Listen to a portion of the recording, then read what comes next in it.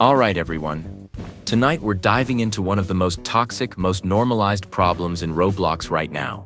Something that's shaping an entire generation of players without them even realizing it. Because Roblox isn't just teaching kids how to play games anymore. It's teaching them how to spend, how to chase advantages, how to buy their way to success. This is the story of Roblox's pay-to-win addiction. How it started, how it spread, and how it's quietly turning young players into perfect consumers before they even understand what money means. It starts the same way for almost everyone. You join a game. You're having fun, exploring, figuring things out. Then you notice something: other players have better gear, faster speed, cooler pets. You wonder how they got it. You check the shop, and there it is, the glowing Game Pass button, pulsing like it's calling your name. Double coins, VIP access, super luck. It's not expensive, maybe 99 Robux, maybe 499. Just a few clicks, a small charge. You tell yourself it's worth it because everyone else seems to have it. You hit buy, and just like that, you've stepped into Roblox's trap, the endless loop of paying to feel powerful. The genius of it is that it doesn't feel like gambling. It feels like convenience. Every button is labeled with cheerful words like boost, upgrade, or exclusive. The music is upbeat, the colors are bright, and every purchase comes with an instant reward. A dopamine rush. Roblox's biggest developers know this feeling is addictive. They design their games to make sure you feel weak without spending, and unstoppable when you do. The fun part isn't the gameplay anymore. It's the purchase. And once you've felt that thrill, you start craving it again. The scary part is how early it starts. Roblox's audience is mostly kids, some as young as 6 or 7. They don't understand what they're spending. Robux doesn't feel like real money. It feels like toy currency, just another in-game item. But behind every 400 Robux purchase is a parent's credit card, a real transaction, real money leaving a real account.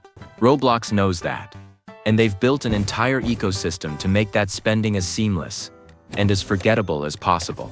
You don't see the dollar signs. You see colorful buttons and limited time offers. It's psychological engineering at its most effective.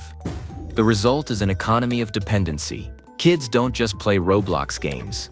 They invest in them. Every major title, Pet Simulator, Adopt Me, Blocks Fruits, Tower Defense runs on the same formula. Make the grind unbearable, then sell the shortcut. Double XP, faster hatching, better drops. The illusion of progress, gated by microtransactions. These games don't reward skill anymore. They reward spending. The leaderboard isn't a list of the best players. It's a list of the biggest wallets. And what's worse is that players grow up thinking that's normal. That success is supposed to cost money. That fairness doesn't exist unless you can pay for it. This pay-to-win culture didn't just appear overnight. Roblox created it. Every feature they've added over the years, game passes, developer products, premium payouts, was designed to push more spending. At first, it was harmless. A few optional perks, a way for developers to earn a little. But as more developers realized how profitable it was, it became an arms race. Now if your game doesn't have microtransactions, it fails. Roblox's algorithm doesn't favor fun, it favors profit. The more Robux a game generates, the higher it ranks on the front page. That's why every new game you see has a boost shop or special offer. It's not a design choice, it's survival. And Roblox doesn't discourage it. They celebrate it.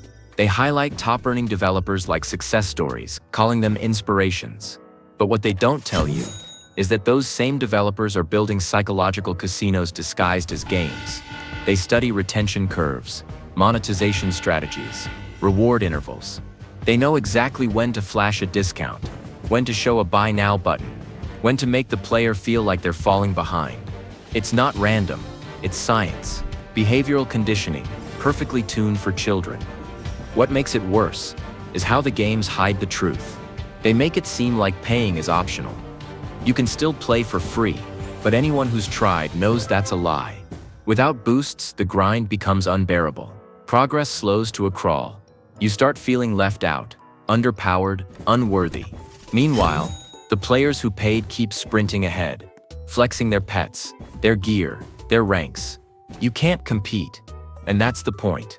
These games create artificial frustration, then sell relief. It's manipulation through boredom. You either pay or you suffer. And the system rewards it. Roblox takes a 30% cut from every sale, meaning the more aggressive a game's monetization, the more money Roblox makes. The company has every reason to keep the addiction alive. They even teach developers how to exploit it. In their official developer tutorials, Roblox includes guides on how to increase player retention and monetization. They literally tell creators to time their pop-ups, to use urgency, to design around spending psychology. Roblox isn't pretending to protect kids from pay-to-win systems. They're teaching people how to build them.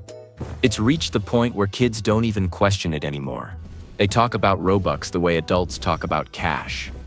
They brag about who has the most game passes, who can afford the latest boost. The language of fun has turned into the language of money. I'm broke doesn't mean out of ideas, it means out of Robux. And that's tragic, because it means creativity is being replaced by consumption. Roblox, the platform that once celebrated imagination, now celebrates revenue. You can see it most clearly in the marketing. Look at the way Roblox and big studios advertise updates now.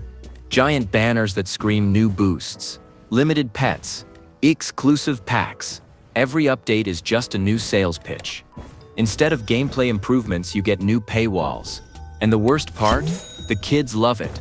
They don't see the manipulation. They see the excitement. They've been trained to crave it. When a game drops a new bundle, players flood in to buy it before even checking what it does. It's not about what's inside. It's about the rush of getting it first. Even social pressure plays a role. Kids who don't spend often get left out.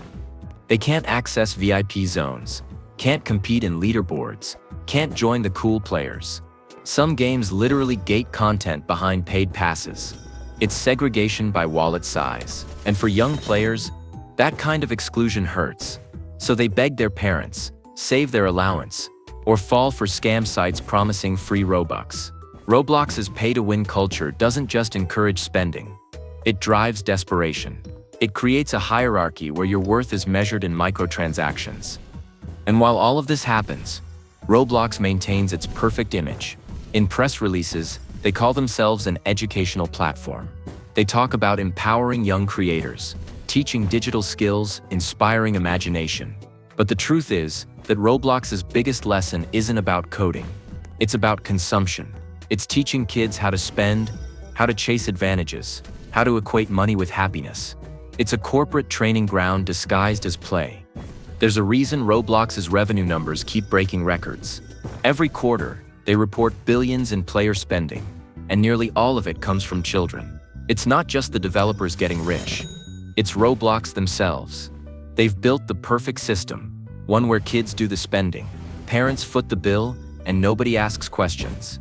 And when someone does, Roblox calls it player choice. But how much choice do you really have when the game is designed to make you feel powerless without paying? And yes, there are developers who resist. The ones who make creative, fair, story-driven games without aggressive monetization. But they get buried. The algorithm doesn't promote them. Players don't stay long enough. Revenue stays low. So even the honest developers eventually cave.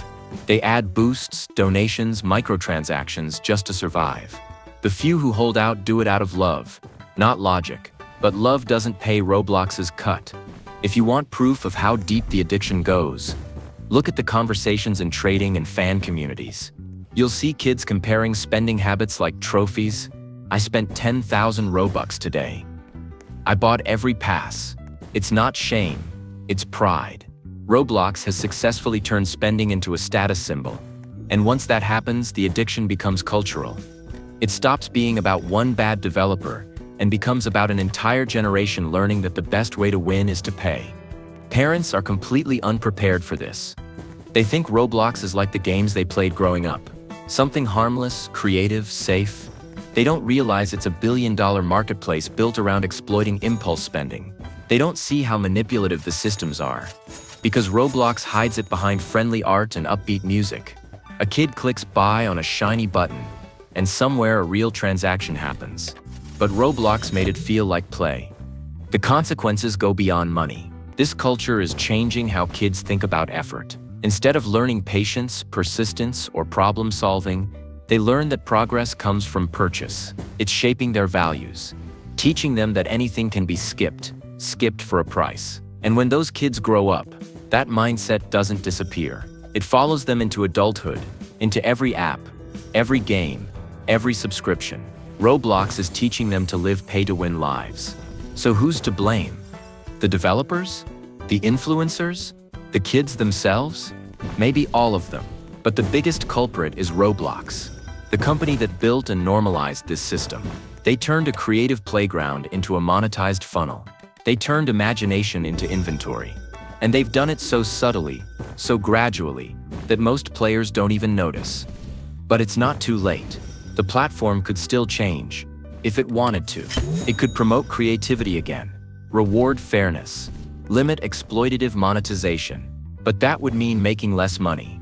And Roblox isn't going to do that. So the addiction will keep spreading. The kids will keep spending. And the front page will keep filling up with the same games, the same boosts, the same hollow promises. Because Roblox doesn't need you to think anymore. It just needs you to buy.